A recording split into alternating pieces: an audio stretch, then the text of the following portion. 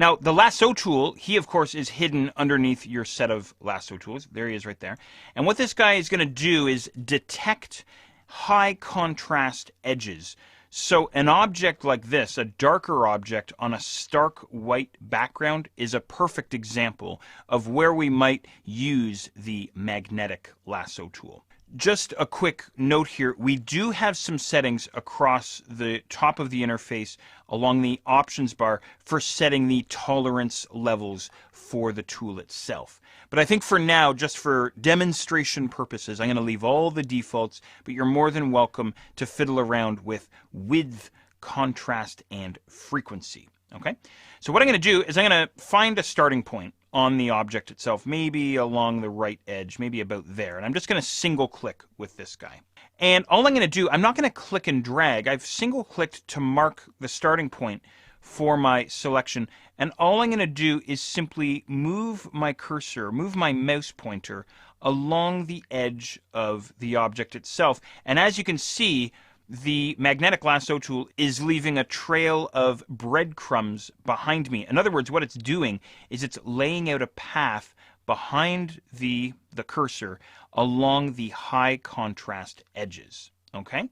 So I can make my way around curves and along the sort of the bottom edge of this L bracket. Now, if I want, I can drop down my own points, my own breadcrumbs, just by single clicking with the tool. If I know for sure I want perhaps a tight corner there, and then I can work my way along. Now, what's interesting here is we actually have a shadow. So it looks like I have the head of a bolt or the head of a screw or something.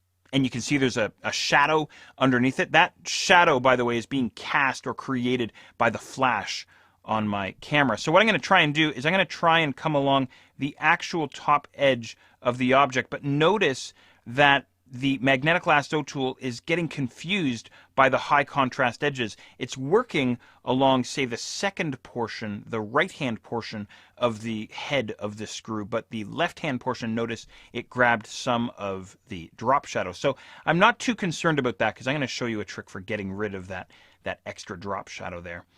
Okay, so along the edge of the screw head, back into a tight corner where I think I'll single click to mark a change here. Now, I'm going to try speeding things up here a little bit. Notice it went and grabbed that drop shadow there.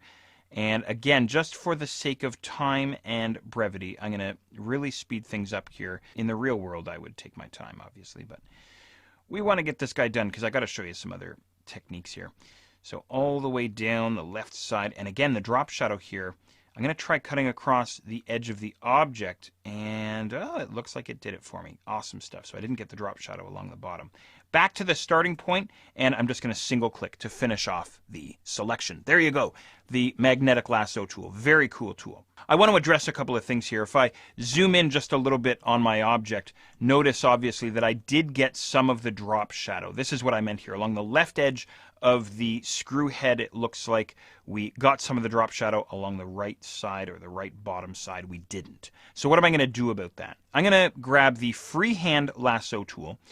And we know that the freehand lasso tool is going to allow us to draw freehand shapes, right?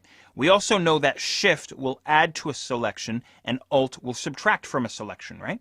So give this a try. I'm going to bring the cursor outside of the selection. I'm going to hold down Alt, and what I'm going to do is click and carve into the selection almost like a knife edge, right? And I'm going to cut along the edge of this screw head or bolt head or whatever the heck it is, all the way along, something like that, all the way out the other side of the selection, past the marching ants, and then what I'll do is I'll just simply close this thing off like that. And what that does is that carves away that extra bit of selection. I'm going to do the same for the portion of the drop shadow that got captured here. So once again, we could go from either side. We could start here or we could start down here. It doesn't really matter. Maybe I'll start up here, holding down Alt or Option. And what I'm going to do is click and carve in, holding down Alt or Option, subtracting away, and I'm just going to carefully make my way along the edge of the object, something like this, and come back out the selection, carve out of the selection, and then I'm simply going to loop back around and close this guy off. Bang. Perfect. Okay, so that's great. That's how we can get rid of that drop shadow, for instance, or get rid of that extra area that we don't want to have selected.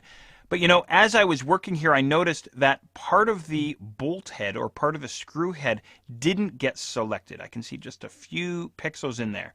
So what I can do is I can basically use the same technique in reverse, or the opposite of that technique, to add to a selection. So what I'm going to do is I'm going to bring my cursor into this bolt head. I'm going to hold down the Shift key, and now I can add to a selection starting on the inside of the selection. I'm going to click and drag and cut past the marching ants and along the edge there that I want to keep, and then back into the selection, something like this, loop back around and close it up, just like that. All right, let's zoom out just a little bit on our object here. I'm going to grab my Move tool, tapping the V key, of course, and let's take this object and drag him all the way over onto our face. This guy's going to be the ears for our face here. So what I'll do is I'll pop into my free transform, Controller Command T, and I'll just rotate this around and maybe position it up something like this. And you might want to scale it a little bit, maybe something like that. There we go. Hit enter to lock that in.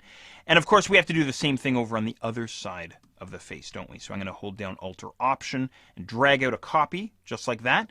But then, of course, we have to flip them, right? So don't forget, we can go Edit and then down to Transform and then Flip Horizontal, just like that. And of course, just using the Move tool, we'll go ahead and position this guy. When you're happy, go ahead and deselect.